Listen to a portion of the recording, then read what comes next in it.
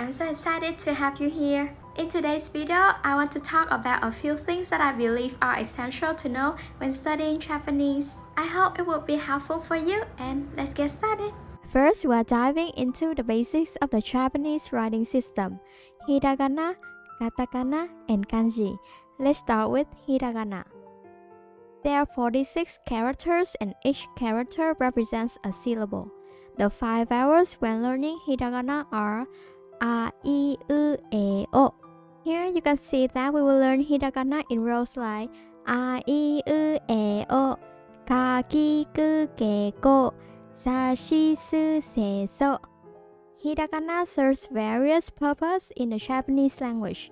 It is commonly used to write Japanese names. For instance, Minamoto Shizuka, a beloved character from 𝓼𝓸𝓪𝓬𝓮, has a name that can be written entirely in hiragana.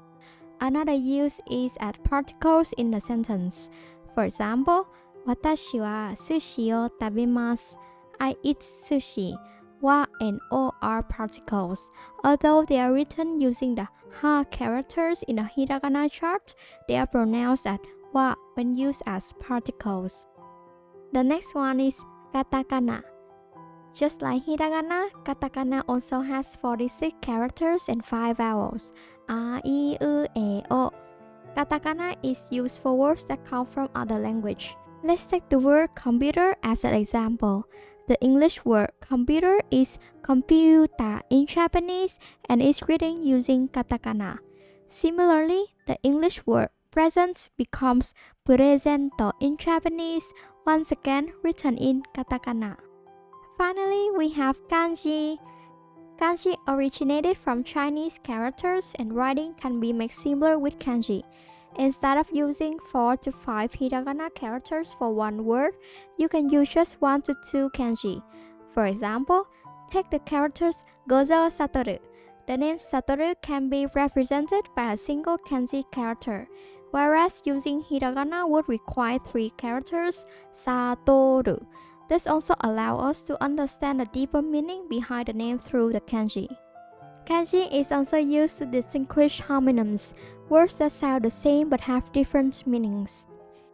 Here we have 2 Japanese words that both written as ame in hiragana. While they share the same hiragana spelling, their kanji representations and meanings differ significantly. One, ame, refers to rain, while ame denotes candy. I know studying kanji might be challenging, but if we try our best from the beginning, our future selves will be very grateful.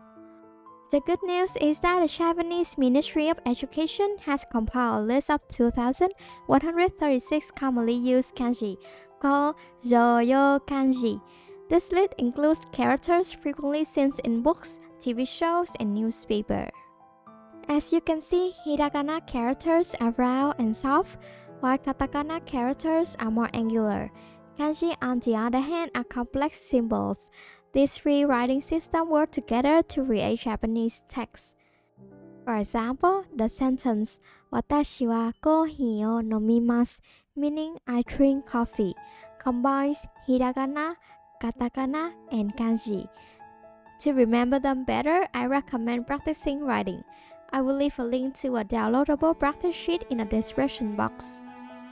Next, let's talk about word order in Japanese sentence. If you are used to English, the word order in Japanese sentence might confuse you a bit. For example, if you say, I drink coffee in English, the order is subject, verb, object. However, I drink coffee in Japanese is watashi wa kohi o nomimasu. So the order is subject, object, verb. For longer sentences, the general order is subject, wa, when, ni, where, de, who, do, and verb. The words in red are particles, which are very important in Japanese. Watashi wa shimatsu ni 𝓼𝓸𝓷𝓽𝓪𝓬 de Yamada-san to benkyou shimasu, which means I study with Yamada at a coffee shop on a weekend. The subject is watashi, I, which is marked by the particle wa. Shimatsu, weekend, indicates time and is marked by ni. 𝓼𝓸𝓷, coffee shop, indicates please and is smart by de. Yamada-san indicates who and is smart by to. Finally, benkyou shimasu, to study, is the verb. I know it might seem a bit overwhelming at first, but don't worry, you will get used to it and become better at Japanese. Just don't give up. The third point is that Japanese only has two tenses, past and non-past, which includes present and future. Tense in Japanese is expressed through change in verb endings. This means you don't have to memorize a lot of irregular verb conjugations like in English, so learning tenses in Japanese is simpler. And the last thing we will cover in today's video is how to address people in Japanese. These are special titles added to names to show respect, familiarity, or affection. Now I will introduce you to san, the most common way to address people, regardless of age or gender. This is the most widely used honorific and is used for almost everyone. It shows respect and politeness. For example, Kimura-san, Emily-san, Min-san. And that is all for today's video. If you have any questions, please leave a comment below. I will be so happy to help. Hit that like button and subscribe for more content. Thank you so much for watching and see you in the next video.